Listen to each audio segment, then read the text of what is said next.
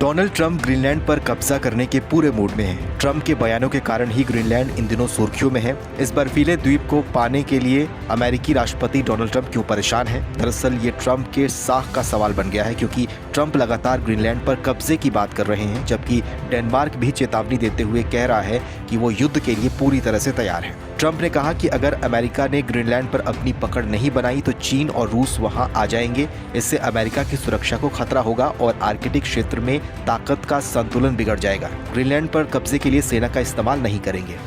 हालांकि ट्रंप के दावे पर रूस और चीन चुप्पी साधे हुए हैं। चीन तो पूरी तरह से ट्रंप के बयान को ना ही खारिज किया है और ना ही खुलकर चुनौती दी है। चीन का रवैया पूरी तरह से नपातुला है। चीन ग्रीनलैंड के मुद्दे पर अमेरिका से टकराना नहीं चाहता है। चीन ये भी समझता है कि ट्रंप ऐसे बयान घरेलू राजनीति के लिए देते रहते हैं। हर बार तीखा रिएक्शन देना ट्रंप के नैरेटिव को ही हवा देना है, इसलिए चीन से वैसा विरोध नहीं आ रहा है। वहीं कुछ हद तक रूस ग्रीनलैंड के मुद्दे पर उत्साहित दिख रहा है। रूसी राष्ट्रपति व्लादिमीर पुतिन ने ग्रीनलैंड को लेकर अपनी प्रतिक्रिया दी है। पुतिन ने कहा कि ग्रीनलैंड के साथ जो भी हुआ हमें उससे कुछ लेना देना नहीं है। मुझे लगता है कि अमेरिका और ग्रीनलैंड खुद ही इस मामले को सुलझा लेंगे।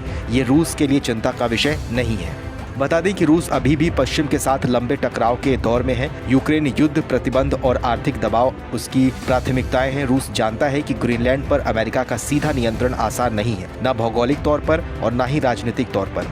ऐसे हालात में रूस नहीं चाहता है कि वो ग्रीनलैंड जैसे नए मुद्दे पर खुलकर बयान दे और पश्चिम के साथ एक और बहस कर दे। एक और मोर्चा खोलने का मतलब होगा ज्यादा दबाव, ज्यादा तनाव और ज्यादा जोखिम। रूस का ये बयान तब आया है जब ट्रंप लगातार ग्रीनलैंड पर कब्जे की बात कर रहे हैं।